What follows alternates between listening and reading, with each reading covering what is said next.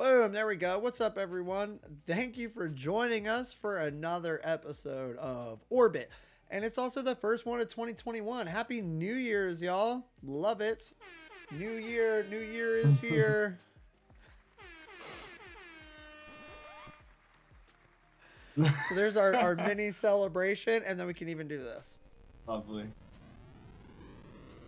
This is a rocket launching, in case you're wondering. 8-bit rocket into space. Cool. Yeah.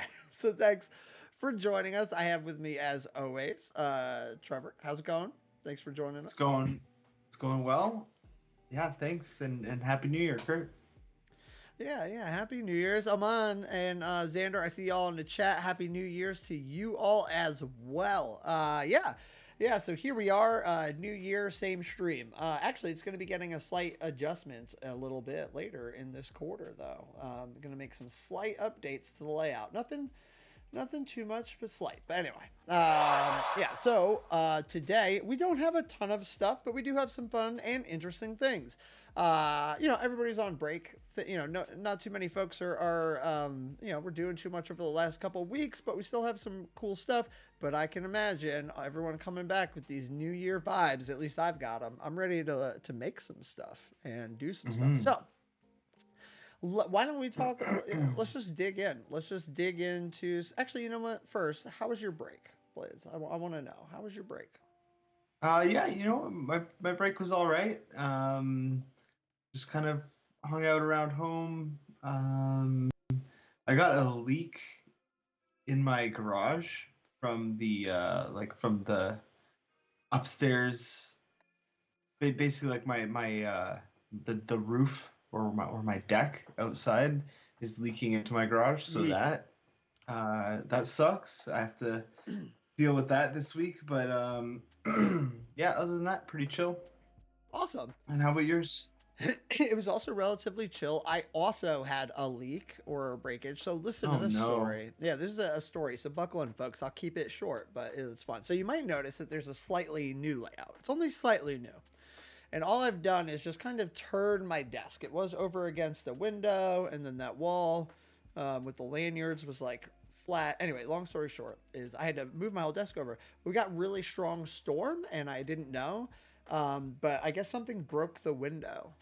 And so there's like water inside my window. Like the panes are filled with water. God. And now algae is growing in there. It's hilarious. Anyway, we're going to have someone come and fix it. But I used to have an audio blanket over the wall. So before I really like understood lighting and or had the right equipment, I blacked out this whole room so that I could control the lighting. I could kind of set up what I want.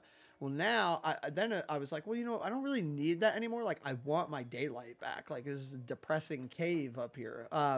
So I was like, I want daylight back. So we took off that blanket, and that's when I noticed the broken window. And so my cords, like my surge protector was like on the windowsill, under this broken window. No. So thank God it didn't break all the way through, because it probably could have burned my whole house down. So lesson number 1 that I learned, I don't know why I did this anyway, don't put your electrical cords near a window.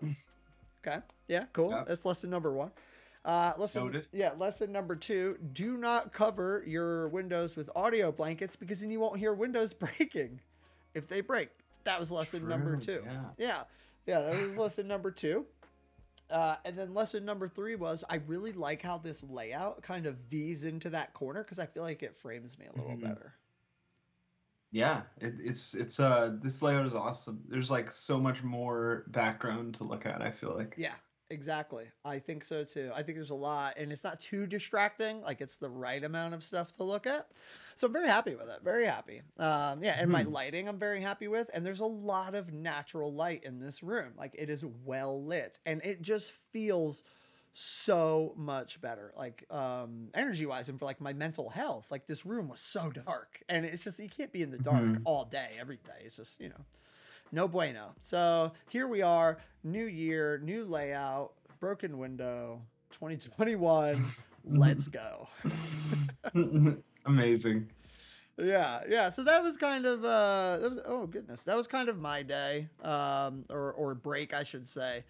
Just dealing with that stuff. But yeah, it was good. It was good. I had a lot of fun. Played a lot of Breath of the Wild.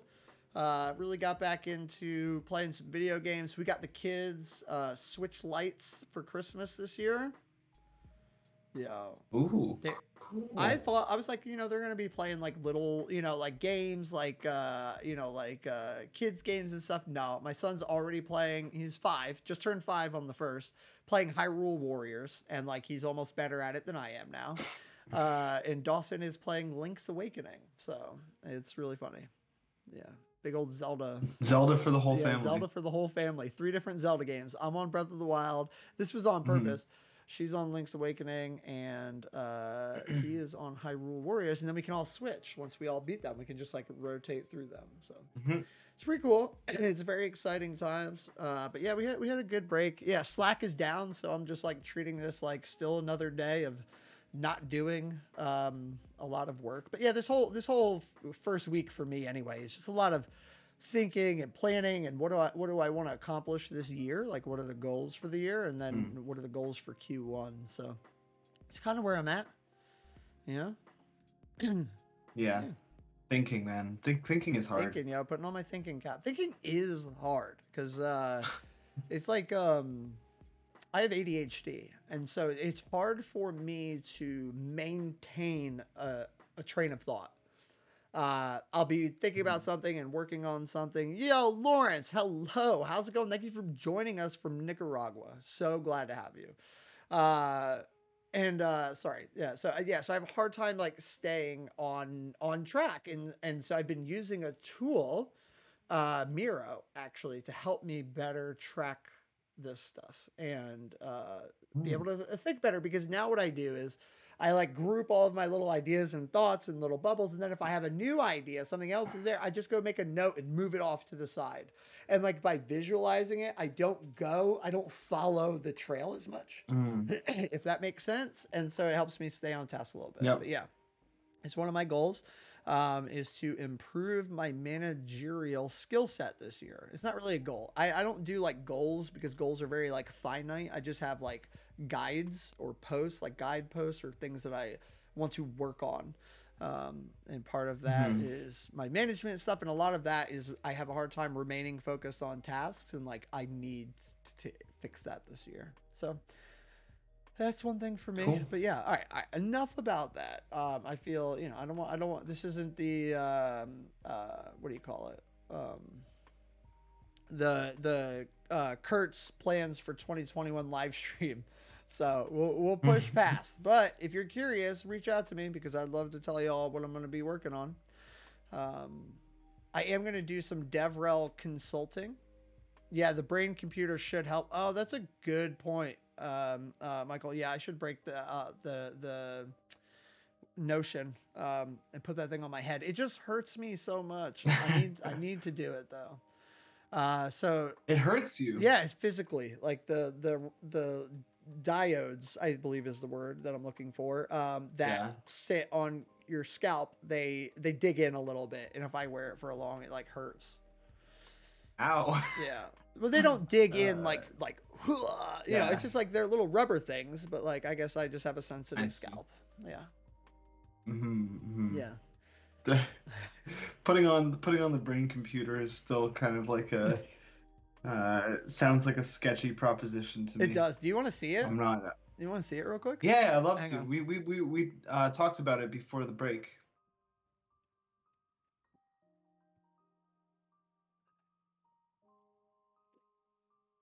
Let's see what he brings back. Yeah, so it's the Notion from Neurosity. So I did it as the first. I was like, this was the first model that they released. I think it's still the only model. It's like basically like a prototype, like a beta. So I was going to do a lot of interesting things with it. I have to admit, like I didn't do a lot of the stuff that I wanted to do, but I do plan to break it out in 2021 and work on that. So this is the Notion from Neurosity. Wow. And so this thing sits up on your head and it'll start measuring your brainwaves, and you can do a lot of different stuff between training commands and then just also getting the data. What's up, Kyle? Happy New Year. Thank you for joining us. Love to have you here. Sorry. But yeah, these diodes, so let me get this focused here. Okay. So you see those diodes there? God, I love I Oh, love good cameras. So those kind of dig into my scalp a little bit. But oh yeah, they look like they yeah, would. but they're pretty like soft. It's like rubber, like a hard rubber or something. But yeah. Okay. Yeah. So this thing, whoop, goes on your headpiece like this, or you can wear it like this, and then you have horns. So that's like another vibe, if that's what you want to go That's with. cool. Yeah, Yeah. it's like, I'm the horned It's horned like beast. some mountain goat Yes, vibes. mountain goat vibes. Exactly what I was going for. No, but yeah, it's really cool. And I do have a lot of stuff that I want to do with this. So what I was doing before, when I was working at ye old AWS, um, I did some experiments with like taking the data and streaming it with Kinesis into different data sets and then reading it out. Just get microchipped by Elon. Yeah, no thanks. But yeah. So it's really cool. Yeah, I like it. We'll see what I do with it this year. But a couple things I wanted to do was like I'm very curious about like how fatigue and like physical exertion affects cognitive ability. So this is something that I've always been interested in, and so that was my main reason for getting it. So we'll see. I'm gonna try and make some time this year to really dive more into that. Yeah, I thought it'd be cool to like wear it during a workout and like see what the effects are. That would be interesting. Yeah, Yeah. yeah. So I thought it was pretty cool. Yeah. So that's the goal. Yeah, Brainwaves. Michael has one too. So he's doing a lot of really awesome stuff with his as well. So a lot of inspiration there. But yeah, maybe one day I'll control the whole stream from my brain. What? Dude, it's one thing after another. You're gonna control the world with your mind. Yeah, and Z how I see follow from you. Much appreciated. Thanks for joining us. 5-head play. Yeah, that's amazing. But yeah, all right. So without further ado, let's go ahead and get into some GraphQL stuff. Like I said, we don't have a ton of stuff, but we gonna get in it nonetheless. All right, so let's flip on over here. Oops, there we go. No, we're not gonna transition. We are transitioning. There we go. Hey, all right, cool. So we are over. Let's do this, and then let's blow it up. So Nicholas Burke has migrated the GraphQL server example from the full stack tutorial from Apollo GraphQL, and instead of using SQLize, it uses Prisma. This is very cool. I actually did quite a bit of digging into Prisma about the week before we went on break, and then a little bit over break. Because I'm doing a stream with Nick actually on Wednesday, y'all. So tune in for that. He's gonna come on, and yeah, we're gonna actually do a lot of the stuff that's in this repo. We're gonna do it, but then you'll be able to ask questions and kind of see it be converted from like SQLize over to Prisma, and we're gonna do some stuff I believe with like migrations and things. So I'm very excited because I've got an upcoming project that I plan to use Prisma with. So I can't wait to see how this goes. But yeah, so definitely, let me drop the link in the chat. Definitely check out the repo and tune in Wednesday. I'll be dropping out the tweets, there. But let me see if I can just go look up the time. It's going to be, I believe it's an earlier one because Nick is in Europe. Yeah, so it's going to be at 12 o'clock on Wednesday, and I'm seeing now that I need to get it officially added to the calendar. I have it in my calendar, but oops, I do not have it in the events calendar, but it will be right after the stream. So tune into that and enjoy. But while we're here, let's just go like check out this repo real quick. YOLO.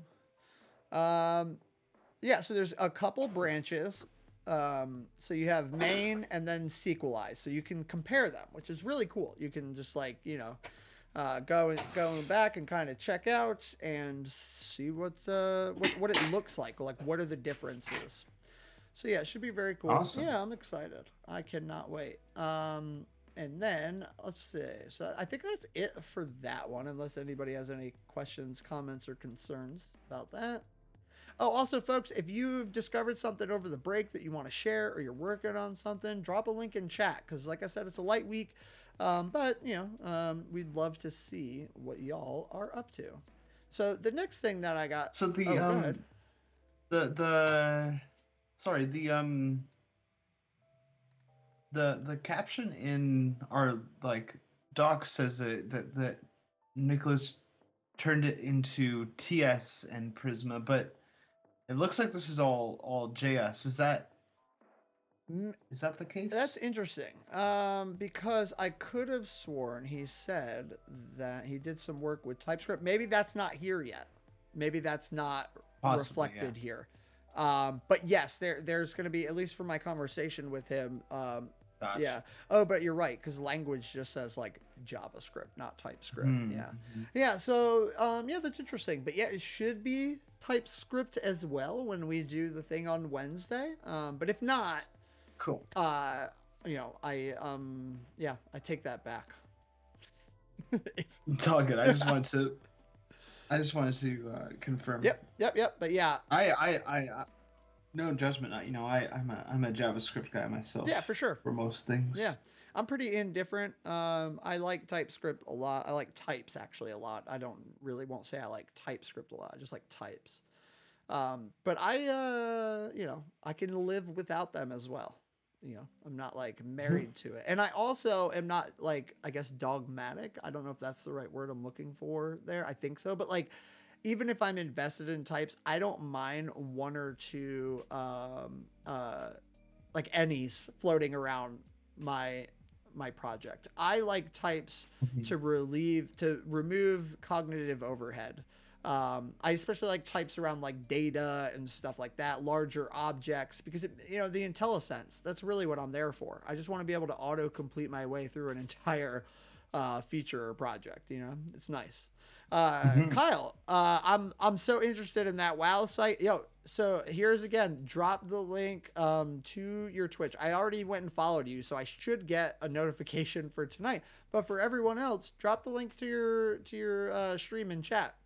Because without that, they're not going to be able to find you. Actually, I think it's actually just your name, so maybe they will. Yeah, you could just click on Kyle's name in chat. Oh yeah, right. I forgot you could do that from here. Hit that follow button. Yeah, I forgot you could do that from here. There you go. That's it. So shortcut, click on his name and hit follow. Awesome.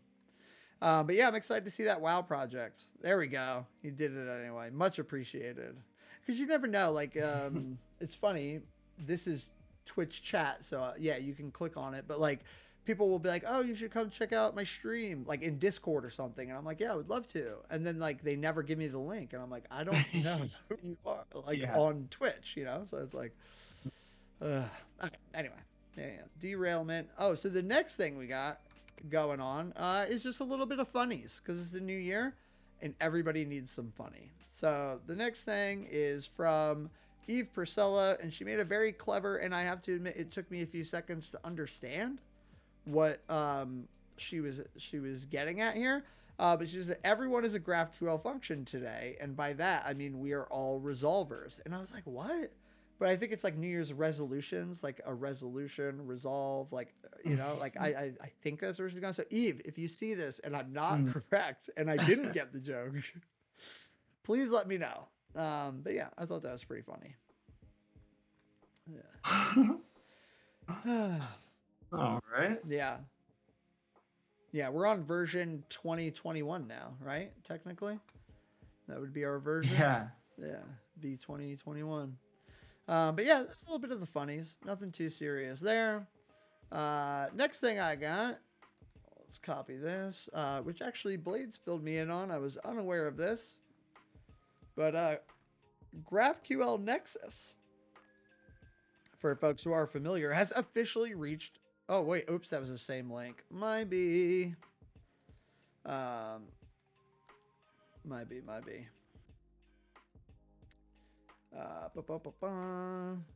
This is the real link. There we go.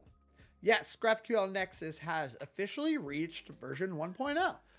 I'm not sure about what the differences are between like the 1.0 release and like what the latest beta was at. I'm sure, standard stuff, a lot of bug fixes, little features and stuff like that. But if you're not familiar, GraphQL Nexus allows you to take a code-first approach to building your GraphQL schemas.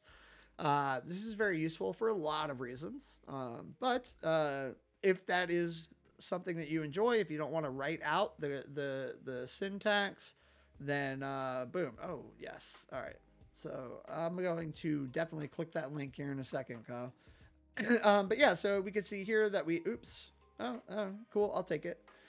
We have like a const post, and so this is creating like a post type, and this is the type name, and then you define a definition. So it has an ID that's non-nullable, has a string title that's non-nullable. And yeah. So and then you put all of this stuff together, and then boom, all of a sudden it spits out a schema. I believe it can also do a lot of typing stuff for you too, because it's like, all based on this. But Prisma, you can see they do a lot of stuff with Nexus. But yeah, this looks pretty darn cool. Ooh, GraphQL Editor. This is different. I don't know what this is. Try it for free. Clicking the button now. A better way to create GraphQL. Ooh. Whoa. Color me intrigued. Dude, we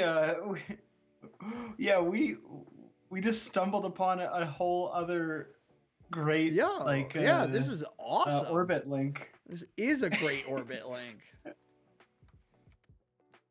So this is like a graphical way of visualizing a schema. A GraphQL schema, I guess.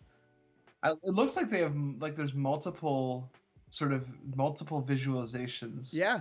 Like different ways that you can do it. So let's see what this is. What is GraphQL Editor? So yeah, let's go take a look. All right. So sorry, let me pause that. So what is GraphQL Editor? It is an ultimate tool. Ultimate. So not to be confused with super, legendary, excellent, amazing, blazing fast. It is ultimate. For both advanced GraphQL users as well as those taking their first steps with GraphQL APIs. Nice. Very cool. So you can create prototype schema with visual blocks, use Jamstack engine to get results immediately. I don't know what this second line means, but again, I'm intrigued. Yeah. I'm very curious. Generate fake backend with one click. So mocks, it will mock out the entire server for you. Very cool. From idea to fully working product with GraphQL API behind the GraphQL way. Okay, so basically will help you work faster. How can it help you? Fix communication within a product team. I really do like this layout though. This is pretty nice. I want to see more though. Well, there's a button. Let's click it.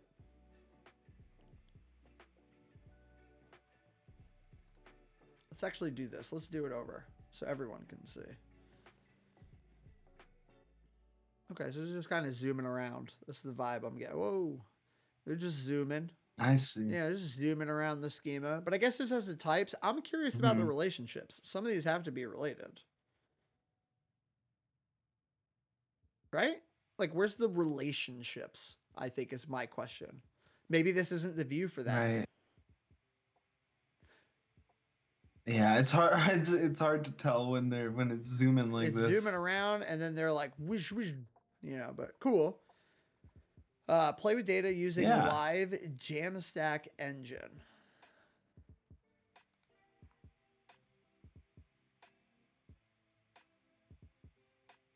So you write code in here?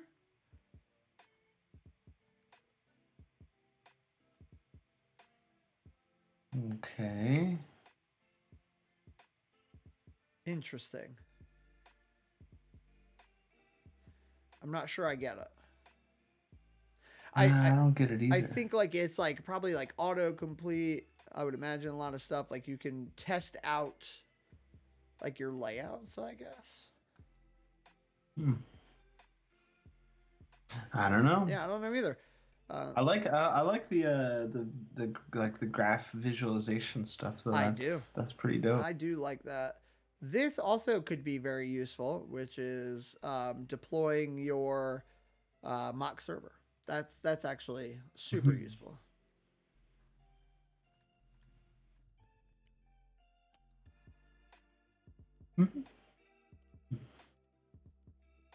All right. Yeah, this is cool. Oh, so this is graphical.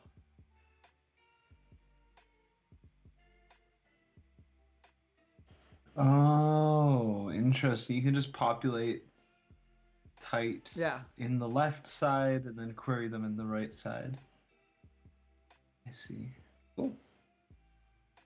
Oh, so you put in random values. Yeah.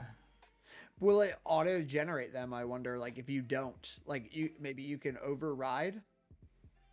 Yeah, I think in that drop down that says values, there's different options there. Like that you see when he here we go. Fake. When they expand the created at, yeah, there's like a little fake drop down. Got it. That's cool. All right, I dig it. I dig it. Yeah, organize all your projects, generate human readable docs. Okay. Okay. Okay. All right. All right. Cool. But yeah, this was neat. This was a fun little discovery. This is why I love this stream, because this is where we end up, folks. It's not how it started, how it's going, right? It's like a Twitter meme. Yep. Yeah. But this is very cool. Well, that was fun. A little happy little accident. All right. So let's see what else we got. Well, that's kind of most of the things that we had going on. The only other thing that I want to talk about is we have an Apollo Day coming up. I'm abusing the air horn today. Get used to it. Hey. Yeah, we got Apollo Day coming up on January 26th. This one is mobile focused. So a lot of iOS and Android content to accommodate your mobile needs. Yeah, I'm very excited.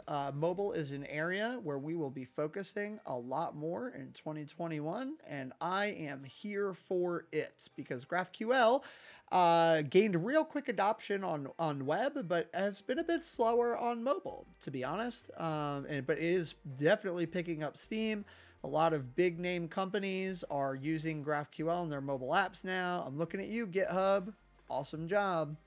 Yeah, and so it's really cool just to kind of see that happening. But yeah. So I'm super stoked about that. That's going to be something we're going to look at this year. We have a question from Ethanor Lander, who says, I've got a very specific question. I want to use schema directives for auth-z. I've seen lots of RBAC. I don't know what RBAC means. Implementations. The one thing that's missing everywhere is confirming resource ownership. For example, I submitted a mutation to edit a blog post, confirming that I own or have the rights to specific post. Yes. Got experience with this. So yeah, so ownership is interesting. What this boils down to, the way a lot of people handle this is with scoping, right? So scopes are generally the preferred method for the auth-z stuff, for figuring that out. Yeah. So there's a couple ways that you can handle it. GraphQL Shield, I believe, is non-directive, right? It's not a directive type. Yeah, like you don't define your directives. You use middleware, like auth scopes. Yeah. With directives on your schema, but yeah, you can like define the permissions on a endpoint by endpoint. Yes. Or field by field basis. Exactly. So, but it is not done with directives. However, what we can do is I can show you a couple different libraries that do this authorization. Then I'm going to also give you the docs to creating a directive. And if you just kind of merge those two ideas together, you should be able to create an auth-z solution that will work via directives. So let's grab a couple of these first. Here is GraphQL Shield. So let me grab that. And then I'm going to grab another one.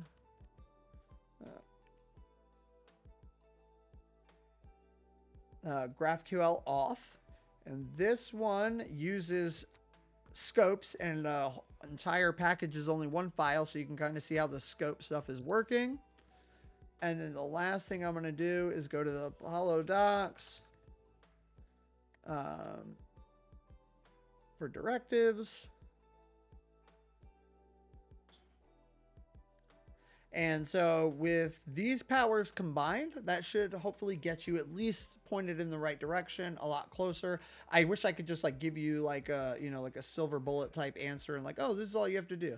But if you want to do it through directives, I would look at GraphQL Shield first and see if that can solve your problem, because largely supported, a lot of edge cases and stuff taken care of, and stuff like that. If you must go directive first, which is fine, I love directives. Yeah, no worries. I didn't think that you were married to them, but like going through directives is a very common pattern, and like directives have a very valid use case, and to me, auth-z is a very valid use case. So if you do want to continue down that route, the Apollo docs should help you get started there.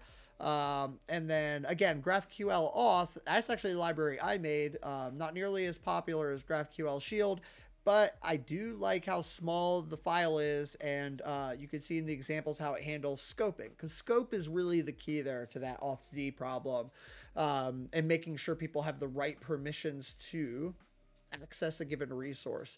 And this is why dynamic scopes are important, because you need to sometimes, like you said, have contextual information about the thing that you're going to authenticate against, right? Or authorize against.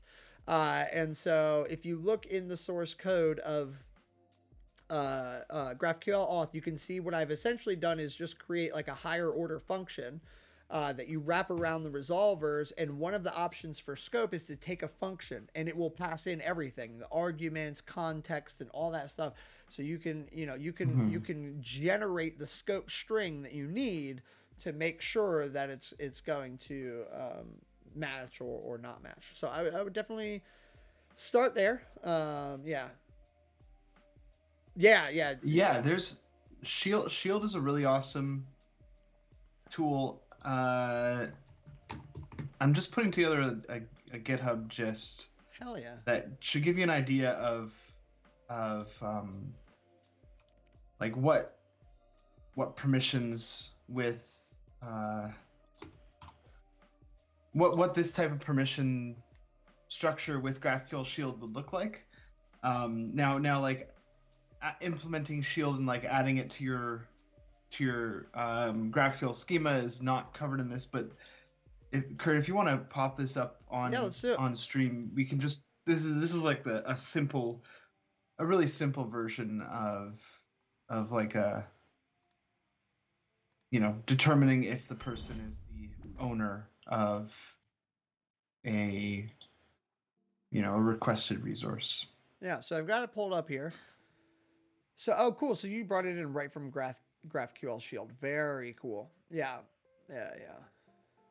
So you just what I like to do is just create these really like low complexity rules with GraphQL Shield that I can reuse in multiple scenarios. Like I have this is authenticated rule and a separate is owner rule. In this case, if I have one mutation and there's only one thing that I need to apply permissions to, you could just make one rule that comprises both sets of logic here. But typically in an app, you're gonna have various levels of access control, and so having these like I guess like low level rules set up, is the person authenticated, is one step, and then obviously if they are authenticated, we want to check if they're the owner. And so that's what this chain operator does in GraphQL Shield, is it executes your rules from the leftmost argument to the rightmost argument in order, very cool. And returns an error if any one of them ends up returning false. And what happens is every time a request comes through, it your GraphQL Shield middleware applies the permission set that you have configured for that field, and this can be like root level fields like on mutations or queries, but it also can be like subfields. So I can apply permissions to like a field on the post type itself. That I only want, if a request comes through, somebody's asking for email or let's something. say the last edited date or the email. Yeah, email is a great idea. Like an email property on a user. If they are not the user, the user who requested that, then we send them away. And the way that is expressed is actually kind of cool. Like if you're storing your entire user object in context, what you like, the pattern that I like to use is write a rule that's like, I'm gonna write in chat here. It's like parent args, and I grab the user from context, and it's like if parent triple equals user. This essentially represents like the currently authenticated user is requesting a resource that is their user, essentially. Yeah. I love it. I don't know, that's kind of fun, but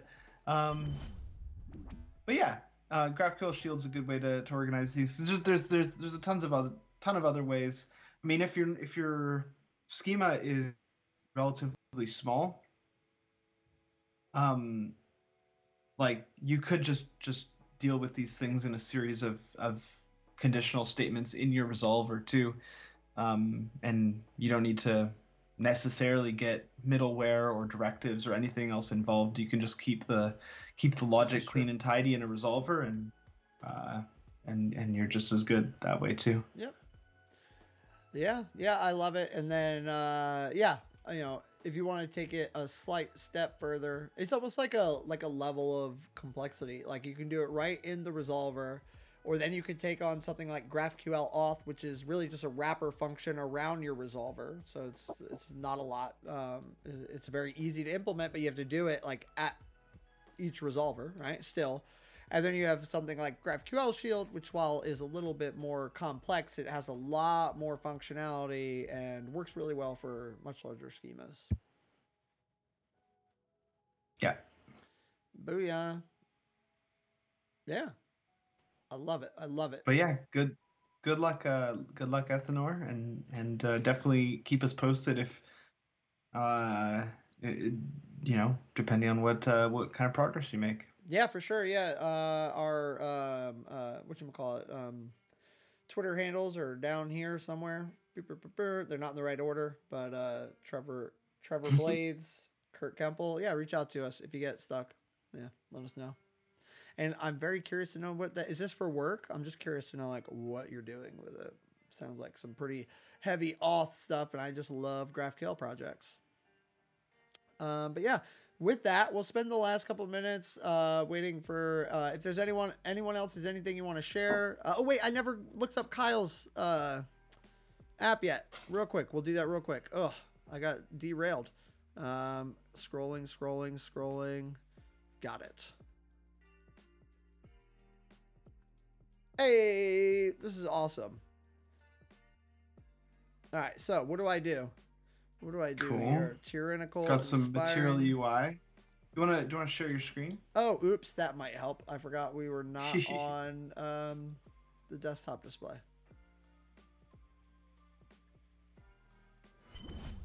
Yeah, so we've got I'm not sure if Kyle's still chilling in chat. There we go. Here we go. Yeah, so it worked. It loaded right up. All right, so and then you search for characters. The weekly affixes. All right, cool. What is an affix?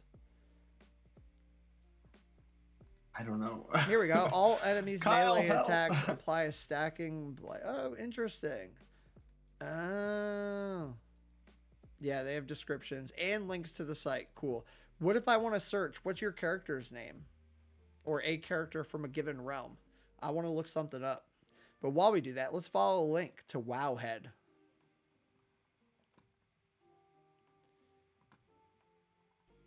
Oh, this is cool.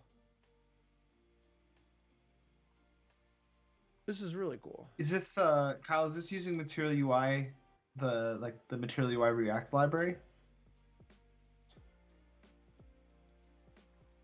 Oh, that's right. He already told me to look someone up, and he said yeah. Cool. Pursue it, and then the realm is Area 50. Oops, Area 52. I love that. That is called Area 52. Nice. This is cool. Wow, and I can see all of your characters' gear. Item level 200. That sounds really high. What? This guy's epicked out of his mind. Yeah, you got a lot of cool gear. Dude, what's with your gloves? Why your gloves are lacking? What gloves? The Hakari Revenant. Oh yeah, there you go. Yeah. Need a 200 plus there. R.I.P. gloves. Gotta get back in the raid. That's hilarious. This is really cool. Oh, I discovered something about World of Warcraft the other day. It is very interesting. Did you know that they had a pandemic? Kyle, I'm sure you probably know that. They had an in-game pandemic. A long time ago they did. Yeah, in 2005. I don't know. Maybe this is. Yeah. I just heard about it. It was not on purpose either. No. People there was a raid where you get like a debuff where you slowly bleed out and die, and other people around you bleed out and die. Yep. And it was supposed to be like a special mechanic in a boss fight. Yep. And so it was meant to be like scoped to that boss. But then one person got the debuff. Before they died, they went back to like a town, like a city, and started spreading it around the city. And then it just like spread like wildfire throughout the game. I heard it spread through familiars. Like you couldn't leave the area with it, but your pets could carry it, but they were asymptomatic. Like they could just have it, but then they could give it to other players. And NPCs also had it, but were asymptomatic, would not bleed out, but they could give it to players. That is mind-boggling. Yeah, I remember hearing about people like once people found out about it, like once it the first time it happened by accident apparently, but then after word spread about it, people started intentionally doing it and like trying to infect their servers. Yeah, exactly. Like some people were taking it maliciously, and then some people were like quarantining, like locking down servers and stuff, right? Like, it's just like, yeah, it's wild. Really wild. Oof. Yeah. So, yeah, Kyle, real quick before we jump off, we only have a few minutes left, folks, but, yeah, so the data is being pulled in from other sites in real time. So, like, does that all happen there, or do you pull data in and store it somewhere? Sorry, that was my actual question. Okay. So you're pulling it from other places. Got it. That's cool. So that's awesome. Even better. So it just uses the APIs. That's really neat. I love it. That's cool. I'm going to be working on a fun project soon that I'm pretty pumped about. I'm going to take an app that I built a long time ago, and I'm going to convert it to a GraphQL project, because it's a really fun project that's actually useful, has a lot of data. Anyway, long story short is I've been wanting to write like a real good post on pagination, but I haven't hit enough pain points with V3 myself to like put something out and feel confident that like, yeah, this is what I would recommend to do with pagination.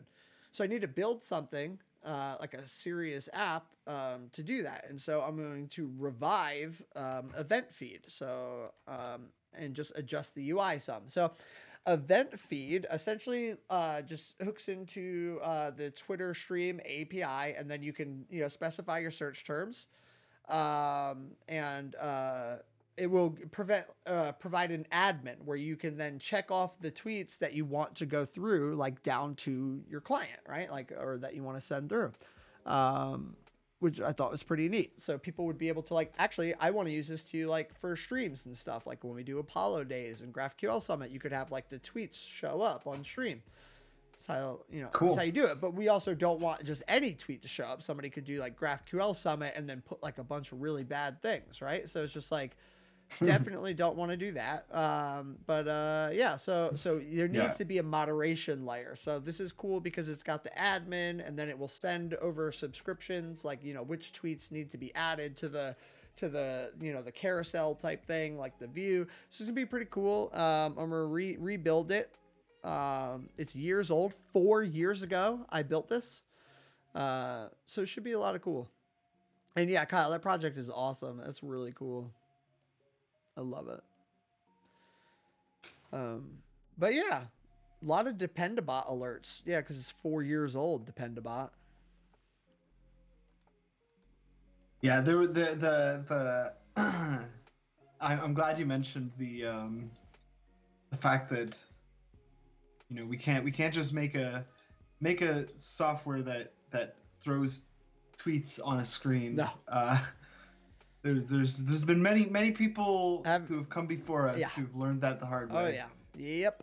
We're not gonna do the same. Yeah, you cannot trust people to not do bad things. Great case in point is Ben Awad made that the VS Code stories. Oh yeah. Immediately got abused. Immediately, like. Yeah, there was a. There's this little like mini documentary on YouTube about this conference called Agile 2013, and they thought, to make our conference special, we're gonna have these big like LCD screens around the conference hall with a live feed of tweets. Yeah. Hashtag Agile 2013, and the idea was that conference goers would see this and tweet. One of the conference goers like leaked the hashtag on 4chan, and then I don't even need to tell you what happens next. But yeah, that's like the worst case scenario for anybody who's trying to like take a hashtag very seriously. Yes. So yeah, that's not gonna be us. Not gonna be us. Or if it does happen and it gets leaked and then people start abusing it, it won't show up anywhere. Right. That's the key, folks. That's the key. Yeah. Mm-hmm. But yeah. So so all good things. A lot of fun stuff coming up in this year. I'm excited. I'm glad to have y'all with me. Yeah. New year, 2021. Let's do this. Let's crush it. I love it. And now we're gonna go, because that's the end of our stream. All right. That's the show, folks. That's take that motivation. Thanks everybody for hanging out. Yeah, take the motivation with you. Bring it with you for the rest of the year. Let it fuel you. Yeah. Should we try and find a stream to raid, or should we just peace out? Sure. I'm down for whatever. Let's do the ducks today. We owe it to Kyle. Let's do the ducks. Sure. Yeah. Let's Look, he's already in chat. Ducks. Ducks. Yo, we owe it to you. Okay, Kyle. fine. We're doing the ducks. You got it. Get ready to see ducks, folks. Cute little ducks. I know. I'm excited. Do you have the? Oh, I don't. Yeah. What's the if you have their username? Dash ducks. Is that I can't remember what it is. I sounds / right. Raid dash ducks. That seems like they're the only ducks. Yeah, based channel. Dash Ducks is it. In the science and technology category. I love it. Okay, guys. All right, yeah. Enjoy the ducks. Yeah, yep. We'll catch you next week. Yeah. See you later, everybody. See ya.